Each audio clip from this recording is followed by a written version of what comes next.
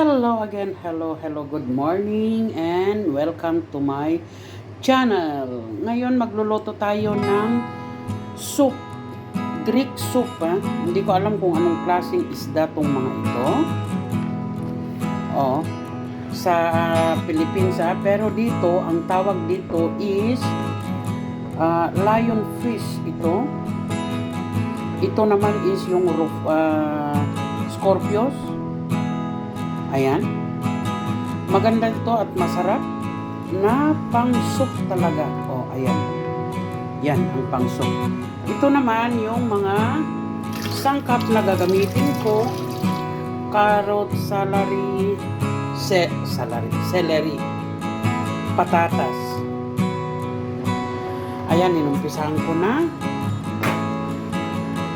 Ito na rin ang paglulutuhan ko. Kamatis, tomato, sibuyas, and ginger. Ayan. Kaya, ganito kasi ang style ng mga Greeks.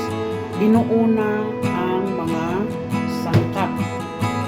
Huli na yung isda na ilalagay ko. Pero, tatanggalin ko din yung isda para, hindi, ganito. Sorry. Mauna tong mga sangkap, and after that, aalisin ko yung mga gulay, tsaka ko ilalagay yung mga isda. Ayan. Hindi ko na iirisin yung basta yun na yun. Ayan. Celery yan. At saka, carrots and patatas. Celery. Ayan. Hayaan ko lang maluto. Tatanggalin ko yan pag naluto na. Tapos saka ko ilalagay yung isda. Ayan, maglalagay tayo ng pamienta, guys.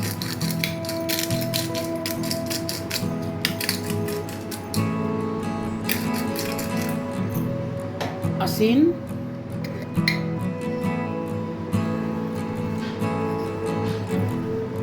Ayan. At saka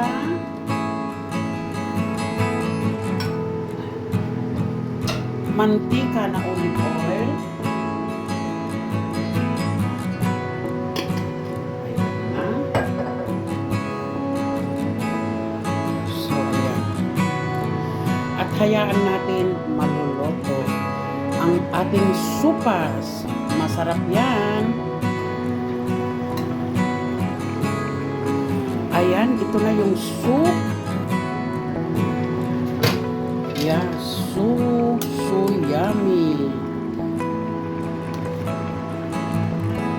Ayan. Aalisin ko na ito para lalagyan ko yung soup later on ng bigas. Pag naluto naman yung bigas, ilalagyan ko ng with lemon. Ayan. Ganyan lang ang pagluluto ng Greek soup, guys. Ganyan lang. Ito na, guys, ready na. Aalisin ko na lang yung mga isda. Ayan. Ito na yung sabaw, guys. Ito yung lalagyan ko ng kanin with lemon. Ayan. Ito na yung isda, separate na. I'm sure walang tinik na napunta rito dahil maingat ako na pag nagluluto ako ng soup, ng ganitong Greek soup, maingat ako na walang mapuntang buto dito dahil may ginagamit akong special. Ito yung ginagamit kong pangsala sa isda. Ayan, kaya hindi nakakadaan dito ng tinik. Diba? Ganda na. So, gagawin na natin ang supa kasi mag-12 na.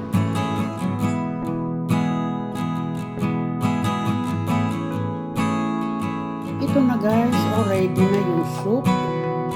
Rice with soup and lemon na ginawa ko naman fish soup. Ayan. Diba?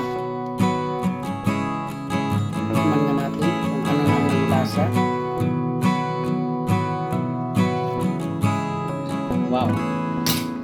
nice.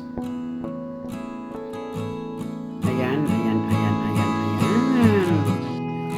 Ito yung kapartner ng soup at saka ayan. Kakain na kami.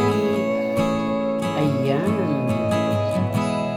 So, thank you for watching guys. Bye-bye. Bye-bye.